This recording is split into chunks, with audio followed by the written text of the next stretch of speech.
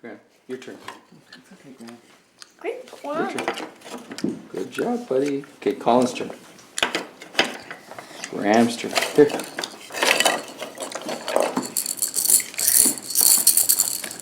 Good job, buddy. Good job. High five. You're happy, buddy. I mean, in general, we like to think of our life just like anybody else's life, and that's the way you approach it. You know, the other kids, need direction. He needs direction. The other side of the coin is, Graham does take a lot of effort. It's, a gargantuan effort. We noticed there were significant problems with Graham very early on because he happens to have a twin sister, Emma. She was developing very normally, and he was lagging behind on all of his milestones. And by the age of 2, we had the diagnosis of autism. We didn't know what to expect. People would say, is he going to get better? I don't know. I mean, all I thought was, I'm going to lose my whole life. All my friends. My family's never going to be the same. It's just going to end as I know it is going to end. And I couldn't handle that. I mean, that's where Richard came in and, really provided that support. Graham can learn. He can be educated. Wow. You have to be on him all the time. So it really is a 24/7 job. Put your glasses on. Good boys. For 2.5 years with a one-on-one person, 40 hours a week, he made a lot of gains. We put $40,000 or $50,000 into that first year. We're literally living on 4 hours of sleep a night. And when I made that phone call to get CES waiver, that's what I said. I said, if we don't get some help here, he's not going to be here. We can't do this. It was terrible.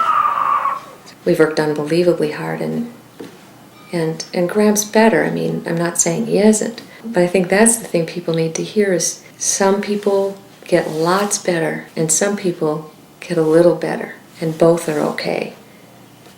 This is a SPECT scan of Graham's brain, and this is his brain at rest. This scan over here is when he's actually doing an activity, he's working. So he actually is functioning more normally when he's directed and he's working. Autism manifests itself in Graham in lots of ways. He flaps his hands. He screams at the top of his lungs. When he's happy, he screams. When he's angry, he screams. Graham is self-injurious. He hurts himself. He'll bite and pinch. And he does that because of self-stimulation. Actually, we've had an evaluation done, and I can't remember the numbers, but I think it was something like 300 marks in a couple of hours that he just pinch. Because of the behavioral health techniques we did and taught him, when these episodes would happen, we would literally prompt him to a series of movements. We would actually grab his hands and motion and help him form, his hands to clap. And then we might raise his hands up to raise his hand. We'll redirect his attention from whatever was upsetting him and sort of form some structure to his thought process, to his motor action, and then it'll change. And that self-abusive behavior will stop. And then in about 5 minutes later, it's like it never happened. My turn, Graham. My turn. Graham. My favorite game to play with Graham is My Turn. I like to do that. And you can have your beads back. Now say bye. My turn. There you go. Good. Here we go. Good job, buddy. We have 2 other kids. It's tough on them. We don't want to burden them with responsibility that they feel like they're responsible for them, because that's not what we want. Graham makes a huge mess. He took the cereal box and then he dumped it all over everywhere. Graham is a huge troublemaker. Sometimes I like him, sometimes I don't. Show me nut. Good job. Okay, let me get you a nut. Graham can't talk. When we taught him sign language, it was a major change in his life, and it was a major change in our life. He has a small repertoire of signs, but if you teach Graham a sign, it changes his life. Literally. Show me. What do you want? There's no milk on. Okay. That's his sign for beads. Graham's favorite thing in the world is beads. And I think the fascination with the beads is because he can swing them and turn them and twist them and see the light, and whips them on things and hears the different sounds. And he goes to bed with his beads. He wakes up saying beads. He dreams about beads. So beads are very important to Graham. Every morning he gets a mixture of drugs. At one time I think he was taking 23 different pills, Val? Yeah. Hey, buddy. Well, Yeah, I know. We keep locks on the bathroom door so he doesn't go in there and turn on the water and flood the bathroom.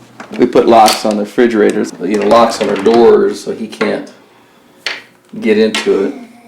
We put all the foods he really likes up there, like the pretzels. Because sometimes he's so hyperactive, we go strap him in a chair just so we can turn around and actually cook and eat.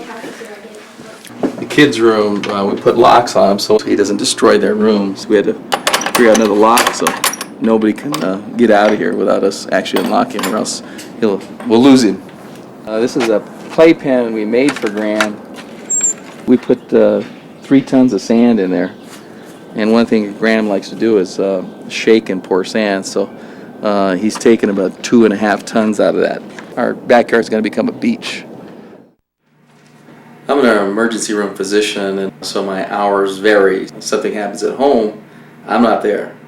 When he's at work, we all feel like there's a missing piece to us. So physically, it's demands of being awake all night, being on top of your game, and tending to potentially life-threatening events. And when you come home, you sometimes you're fairly tired, and just have to come in that doorway and be ready to jump into action, because I know that Val's had a tough day too, and I need to be prepared to jump in there and take care of Graham. When I leave work, I tell people then I go to my real job, being dad.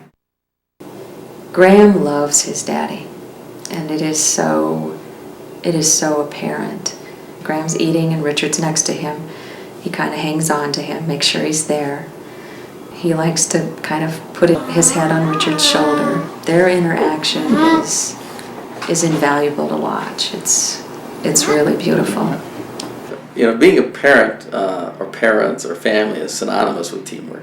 And we've had hours of meetings with schools and institutions.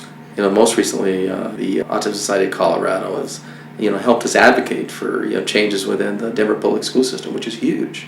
They represent the community and are advocates for our children. When I kind of got out of my part of grieving that you feel so bad and nothing's going to be the same, I really wanted to join something that allowed me to be a part of something bigger than me, that would impact a larger system.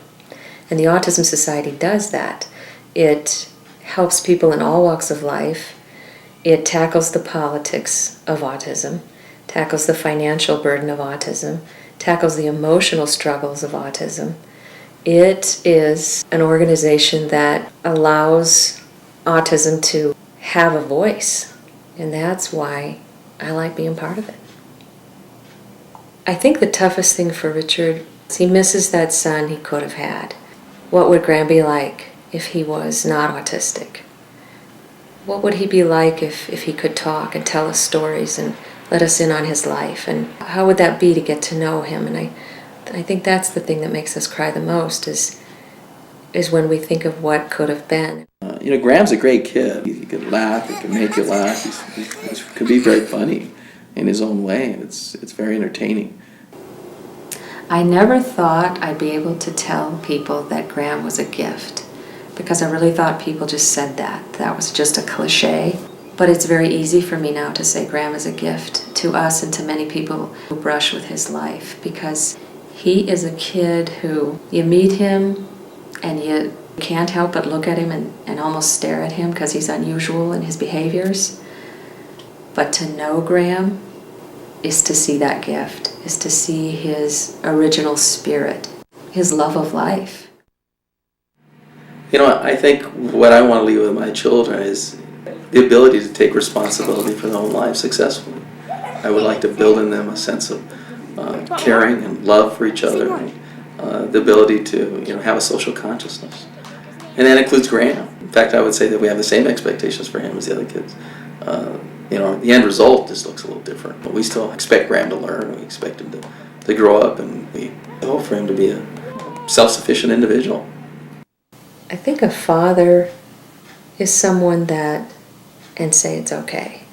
That's what Richard does do for us, is he kind of redefines hope. We know no matter what happens, no matter how bad it gets, we can do this together. We can overcome this. I couldn't do this without him.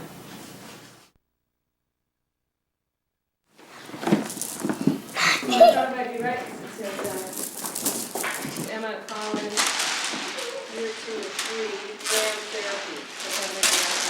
No, we wouldn't do therapy. We'd definitely rather